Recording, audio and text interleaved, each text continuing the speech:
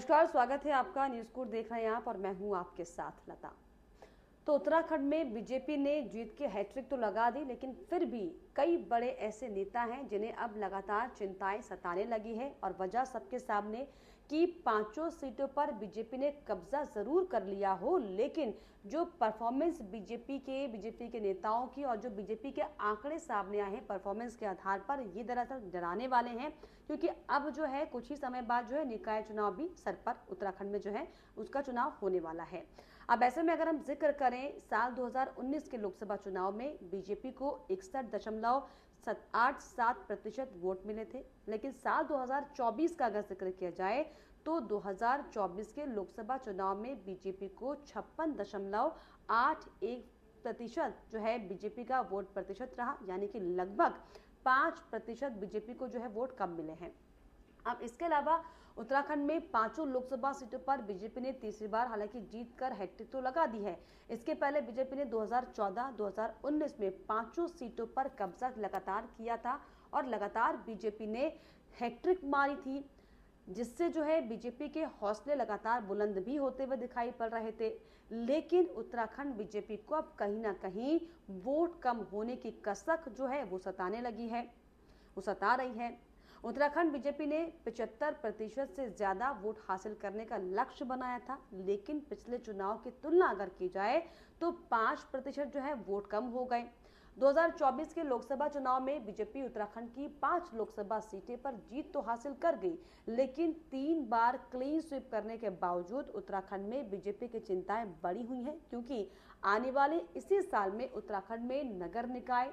पंचायत चुनाव के साथ ही 2 विधानसभा उपचुनाव भी होने हैं और 5% जो वोट बीजेपी का घटा है, इस पर बीजेपी न सिर्फ अब मंथन करने जा रही है, बल्कि इस जिम्मेदारियां भी तय की जाएगी कि आखिर ये जो परफॉर्मेंस बीजेपी का कम हुआ है उत्तराखंड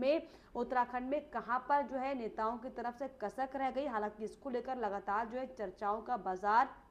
उत्तराखंड में बड़े बड़े जो राजनीतिक जानकार हैं उनके जो है बाजारों में चर्चा का बाजार जो है वो गर्म है। लेकिन बीजेपी भी अब लगातार बहुत ज्यादा चिंता में आ गई है, क्योंकि अब सिर पर निकाय चुनाव का रण सामने है और ऐसे में जिस तरीके से अगर हम 2022 के विधानसभा चुनाव जीतने के बाद भी अगर ये परफॉर्मेंस बीजेपी के नेताओं का देख रहे हैं, तो इसका मतलब कहीं ना कहीं जो है खतरे की घंटी बीजेपी के लिए बजने जा रही है, और जिसको लेकर अब बीजेपी हालांकि सचेत होते हुए, चिंता में जाती हुई, घबराती हुई दिखाई पड़ रही है। तो जिस दमखम के साथ जो है बीजेपी निकाय चुनाव में उतरने की बात कर रही है, लेकिन जो लोकसभा चुनाव में 5% वोट घटे, ये चिंता का विषय है, क्योंकि बीजेपी ने पिछले निकाय चुनाव में 8 नगर निगम में 6 नगर निगम पर चुनाव जीता था। तो वहीं इसके अलावा भी नगर पालिका और नगर परिषद के चुनाव में भी बीजेपी का दबदबा देखा गया।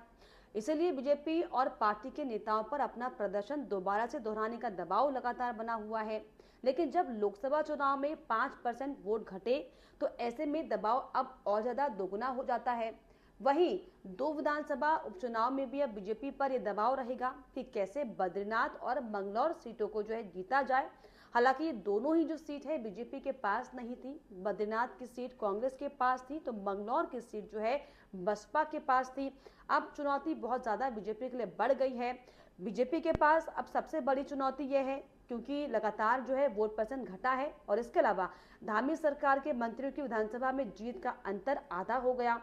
सिर्फ एकमात्र उत्तराखंड सरकार के मंत्री सौरभ बहुगुणा ही हैं जिन्होंने पिछली बार के लोकसभा चुनाव में अपनी जीत का अंतर 4000 बढ़ाया। अब मंत्रियों की परफॉर्मेंस भी आधी रह गई है। तो ऐसे में बीजेपी के पास सबसे बड़ी चुनौती अब यही होगी कि नगर निकाय, पंचायत और 2 विधानसभा उपचुनाव में कैसे दोबारा से मत प्रतिशत को बढ़ाया जाए और जो दमखम बीजेपी दिखा रही थी उस दमखम के साथ ही जीत हासिल की जाए। और अगर हम इस बात का जिक्र करें कि आखिर बीजेपी इतना चिंता में क्यों आ गई है, बीजेपी को आखिर कितना वोट प्रतिशत जो है वो कम मिल गया, तो अगर हम कंपेयर करें साल 2019 के लोकसभा चुनाव में बीजेपी को 61.87% वोट मिले थे, लेकिन साल 2024 के लोकसभा चुनाव में बीजेपी को 56.81% वोट मिला, जो कि मैंने आपको बताया, यानी लगभग 5% बीजेपी को जो है घाटा हुआ। उत्तराखंड के अगर हम हर एक सीट का जिक्र करें, सीटों के हिसाब से देखें, तो जो है उत्तराखंड की प्रत्येक लोकसभा सीट की तुलना करने में पौड़ी गढ़वाल सीट पर बीजेपी ने 2019 में 67% से ज्यादा वोट लिए थे। 2024 में यहां पर 58 यानी कि 58.41% वोट मिला। टिहरी में 64.3% की तुलना में 53.66,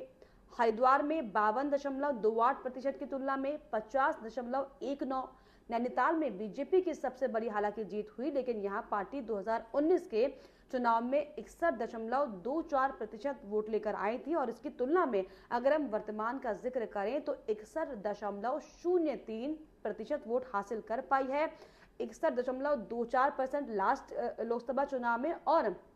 61.03 यानी कि बहुत बारीक अंतर हालांकि नैनीताल सीट में रहा, लेकिन यहां पर भी जो है वोट परसेंट बीजेपी का कम हुआ है और यही दरअसल बड़ी वजह है कि लगातार अब जो है बीजेपी के नेताओं की चिंताएं बढ़ी हुई हैं, क्योंकि अब प्रदेश में जो है निकाय चुनाव होना है, जो कि लंबे समय से जो है टालते हुए लगातार जो है शासन दिखाई पड़ रहा है। लेकिन क्योंकि राजनीति में जो है संभावनाओं का खेल हर वक्त दिखाई पड़ता है, संभावनाएं कुछ भी हो सकती है और इसीलिए अब क्या बीजेपी के लिए उत्तराखंड में संभावनाएं बदलने लगी हैं, इसको लेकर अब लगातार जो है नेताओं में खलबली है, घबराहट है, डर है, होश नेताओं के उड़े हुए हैं। लेकिन जो हालात, जो तस्वीर हालांकि दिखाई पड़ रही है धरातल पर कि जो बीजेपी लगातार जो है भले ही हैट्रिक मारते हुए दिखाई पड़ रही हो, दम भर रही हो जनता के प्यार का, स्नेह का, लेकिन ये कौन सी वो वोटर है, ये कौन से वो वोटर हैं जो लगातार जो है अब बीजेपी के खेमे से पिछड़ते जा रहे हैं। अब इसका आकलन हालांकि भारतीय जनता पार्टी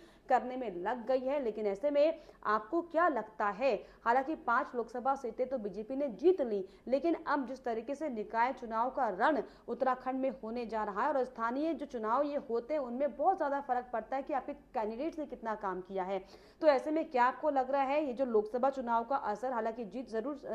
शामिल है बीजेपी के नाम, लेकिन जो वोट परसेंट घटा और जिस तरीके से लोगों की नाराजगी साफ तौर पर केंद्र में भी दिखाई पड़ी बीजेपी के खिलाफ, ऐसे में आपको क्या लग रहा है कि अब उत्तराखंड में इसका क्या असर होगा? और निकाय चुनाव के लिए हालांकि बीजेपी अब जबरदस्त तैयारी कर रही है, कांग्रेस पार्टी को भी तैयारी करनी चाहिए। अपनी हार का जो है जो सामना कांग्रेस पार्टी ने किया, इसे सीखना कांग्रेस पार्टी को चाहिए। लेकिन आपको क्या लगता है ये जो समीकरण बीजेपी के लिए बिगड़ते हुए दिखाई पड़ रहे हैं, क्या इसका असर निकाय चुनाव में भी होने वाला है? मुझे कॉमेंट करके जरूर बताइएगा और इसके अलावा हमारे चैनल को लाइक, शेयर एंड सब्सक्राइब करना भी ना भूलें।